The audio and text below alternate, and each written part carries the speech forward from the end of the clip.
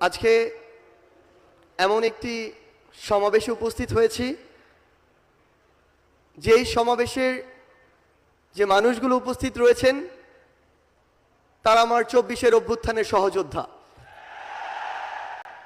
আমরা এই ২৪-এর অভ্যুত্থানের শুরু থেকেই, যখন এমন অনেকেই রয়েছে, অনেক ব্যক্তি, অনেক গোষ্ঠী, যাদের সাথে আমরা বিভিন্ন প্রয়োজনে যোগাযোগ করতে চেয়েও বা করেও যোগাযোগ করে উঠতে পারিনি, কিন্তু আজকে আমার সামনে আমার যারা সহযোদ্ধারা রয়েছেন তাদেরকে আমরা প্রত্যক্ষ এবং পরোক্ষভাবে পেয়েছি। খুনি হাসিনার মতো যারাই আমাদের প্রতিবন্ধকতা হিসেবে সামনে আসুক না কেন, আমরা ঐক্যবদ্ধভাবে তাদেরকে প্রতিহত করতে পারবো। আমরা প্রোগ্রামের প্রথম অধিবেশনের শেষ পর্যায়ে এসে পৌঁছেছি।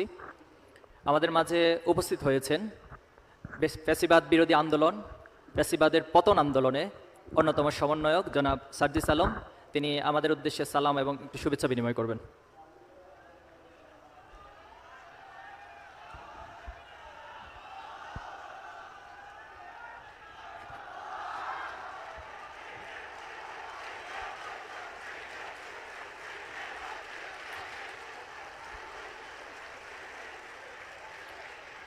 আসসালামু আলাইকুম ওয়া রাহমাতুল্লাহি ওয়া বারাকাতুহু।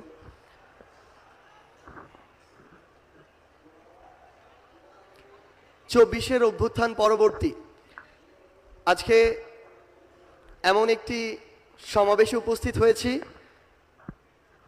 যেই সমাবেশের যে মানুষগুলো উপস্থিত রয়েছেন তারা আমার ২৪-এর অভ্যুত্থানের সহযোদ্ধা।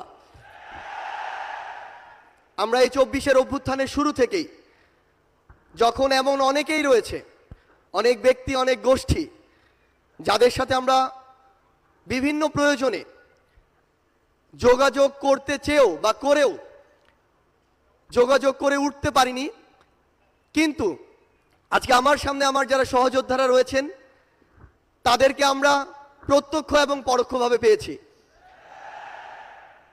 এই অভ্যুত্থানের রাজপথে থাকা, পরামর্শ দেওয়া, গুরুত্বপূর্ণ পদক্ষেপে সহযোদ্ধার মতো ভূমিকায় থাকার কাজগুলো করেছিল বাংলাদেশ ইসলামী ছাত্র শিবির।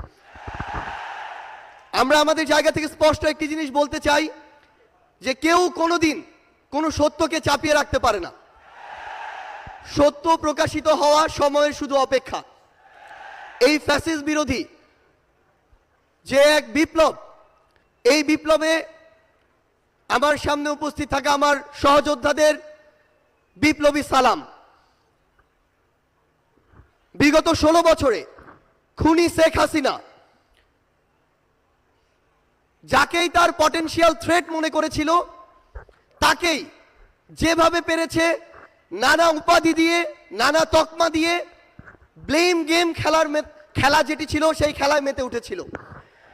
আমরা দেখেছি অনেক নিরপরাধ মানুষকে, অনেক নিরপরাধ আলেম ওলামাকে কিভাবে শুধুমাত্র তার পটেনশিয়াল থ্রেট মনে করার কারণে জেলখানা থেকে শুরু করে হামলা, মামলা, নির্যাতনের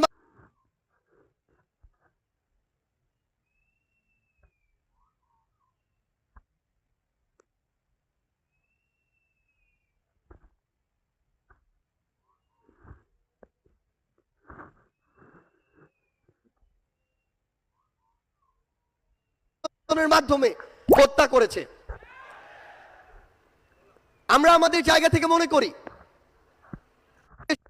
নিরপরাধ আলেম ওলামাকে কিভাবে শুধুমাত্র তার পটেনশিয়াল থ্রেট মনে করার কারণে জেলখানা থেকে শুরু করে হামলা, মামলা, নির্যাতনের মাধ্যমে হত্যা করেছে। আমরা আমাদের জায়গা থেকে মনে করি যে বাংলাদেশ ইসলামী ছাত্র শিবির সহ বাংলাদেশের এমন অনেক গুরুত্বপূর্ণ ব্যক্তি ছিল, সংগঠন ছিল, যাদেরকে এই খুনি শেখ হাসিনা বাংলাদেশে, এই স্বাধীন দেশে বেঁচে থাকাটা তাদের জন্য দুঃসাধ্য করে রেখেছিল। আমরা আমাদের জায়গা থেকে শুধু আপনাদেরকে একটি কথাই বলতে চাই, খুনি শেখ হাসিনা যেভাবে আপনাদেরকে সহ অনেককেই রিপ্রেজেন্ট করার চেষ্টা করেছিল, বাংলাদেশের বর্তমান প্রজন্ম সেটিকে কিন্তু বিশ্বাস করে না। বর্তমান প্রজন্ম ততটুকু বিবেকবোধ সম্পন্ন বলেই এই ফ্যাসিস্ট খুনিকে এই দেশ থেকে বিতাড়িত করেছে এবং তার দেয়া প্রেসক্রিপশন আগামীর প্রজন্ম হজম করে না বলেই তাকে এই দেশ ছাড়া করা হয়েছে। আমরা বিশ্বাস করি আপনারা আপনাদের কাজের মধ্য দিয়ে পুরো বাংলাদেশের মানুষের কাছে আপনাদের গ্রহণযোগ্যতা সর্বোচ্চ পর্যায়ে নিয়ে যাবেন এবং আমাদের সব কিছুর আগে, ব্যক্তির আগে, গোষ্ঠীর আগে, দলের আগে পুরো দেশের মানুষ এবং দেশের এই প্রায়োরিটিটি যেন আমাদের মাঝে থাকে। আমরা বিশ্বাস করি 24-এর অভ্যুত্থানে আমরা একসাথে হাতে হাত রেখে কাঁধে কাঁধ মিলিয়ে এমনকি পরিকল্পনার টেবিলে একসাথে বসে যেভাবে আমাদের কাজগুলো করেছি, আগামীর বাংলাদেশ গঠনে দেশের স্বার্থকে সবার আগে রেখে আমরা একইভাবে ঐক্যবদ্ধভাবে কাজ করে যাব। আমরা বিশ্বাস করি আমাদের চিন্তা ভাবনা যতদিন সৎ থাকবে, আমাদের কাজ যতদিন দেশ ও দেশের মানুষের জন্য থাকবে, ততদিন খুনি হাসিনার মতো যারাই আমাদের প্রতিবন্ধকতা হিসেবে সামনে আসুক না কেন, আমরা ঐক্যবদ্ধভাবে তাদেরকে প্রতিহত করতে পারব। আজকে এই কেন্দ্রীয় সমাবেশে আপনারা যারা উপস্থিত হয়েছেন, আপনাদের সকলকে এই অভ্যুত্থান পরবর্তী নতুন বাংলাদেশে, সংগ্রামের বাংলাদেশে আমরা সংগ্রামী শুভেচ্ছা জানাতে চাই।